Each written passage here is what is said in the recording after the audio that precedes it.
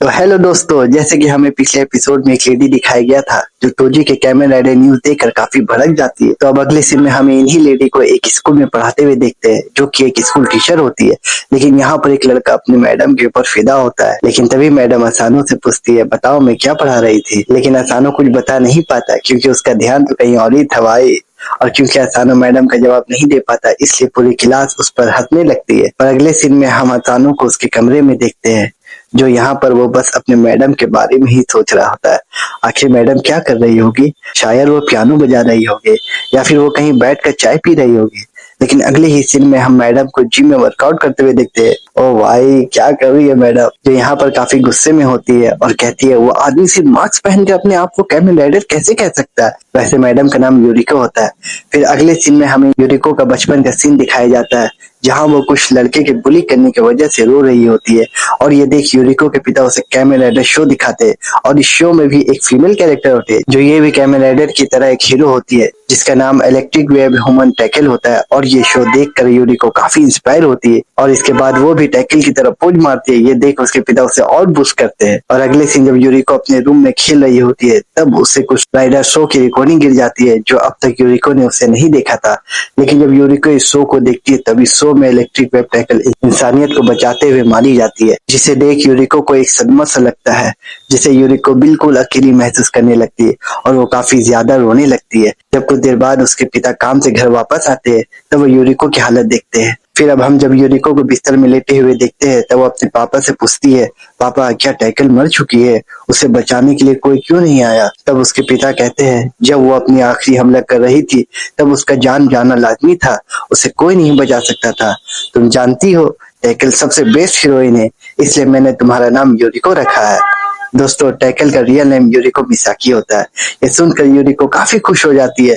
फिर अगले सीन में यूरिको के पिता उसे सुपर हीरो टैकल की ड्रेस पहना देते हैं और कहते हैं, टैकल मरी नहीं है, आज से तुम हो टैकल। और ये बात सुनकर यूरिको इमोशनल हो जाती है और फिर वो फैसला करती है टैकल बनने का। और उसके बाद से मैडम अब 24 साल की हो चुकी है और वो पैसे से एक क्लास टीचर होती है। और फिर अगले सीन में गैंगस्टर और उसके कुछ पंटरों को देखते हैं, जो एक दुकान में चोरी करने के लिए जाते हैं। तभी दुकान के पास में असानो अपनी मैडम को प्यार का इजहार कर देता है। मैडम भी हैरानी में सोचती है, क्या मेरे ही एक स्टूडेंट ने मुझे प्रपोज कर दिया? और दूसरी तरफ चोरों को दुकान में चोरी करते हुए देखते हैं। तभी चोरी की खबर सुनकर पुलिस वहां आ जाती है और तभी यूरिको भी इन चोरों को देख लेती है और शौक होकर के, क्या सोकर गैंग यहाँ भी? और तभी इन चोरों का बॉस इन दोनों पुलिस वालों को मार कर गिरा देता है। और ये देखकर यूरिको को कुछ समझ नहीं आता और तभी वो गैंगस्टर यहाँ से जाने लगते हैं। और फिर हम देखते हैं तोजी अपना न्यूज की खबर सुनकर काफी खुश हो रहा होता है। तभी तोजी अपने सामने सोकर गैंग को देखकर शॉक हो जाता है और तोजी सोकर गैंग को कहता है कि ये मैं हूँ, मुझे पहचाना नहीं? सोकर गैंग जवाब देता है, आखिर तो कौन है वे? तभी तोजी अपना मास्क पहनता है, जिसे देखकर सोकर गैंग पहचान लेता है उसे। और तोजी मास्क पहनकर फिर इमोशनल हो जाता है। और तभी वहां यूरिको भी आ जाती है और वो देखती है, अरे ये तो वही मार्क्स वाला बंदा है जो मुझसे पहले मेरे दुश्मनों को हरा दिया था, लेकिन अब मैं इसे अपनी मनमानी करने नहीं दूंगी। तभी यूरिको ट्रांसफॉर्म होकर अपनी टैकल वाली ड्रेस पहन लेती है और इसके बाद यूरिको अपने बैग असानो को देकर सॉकर की तरफ बढ़ती है। अब इससे पहले तोजी इस गुंडों को मारता है, तभी मैडम तोजी को मार कर दूर कर देती है और अपना पोज मारते हुए कहती है, मैं हूँ टैकल। और ये देखकर सॉकर कहता है, अब ये कौन बुलाए रे बाबा? तोजी भी हैरान होकर देखता है, क्या टैकल? तभी उनमें से एक चोर टैकल के सामने आता है और तभी टैकल इस चोर को उठा के पटक देती है। ये देखकर असानो, तोजी और आसपास के लोग देखकर हैरान हो जाते हैं और लोग इसकी पिक्चर क्लिक करने लगते हैं। और फिर टैकल असानो के पास आकर कहती है, यहाँ जो भी तुमने देखा ये किसी को नहीं कहना।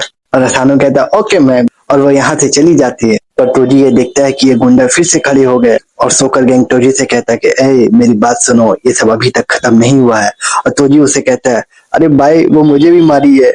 और फिर वो गैंगस्टर वहां से चला जाता है।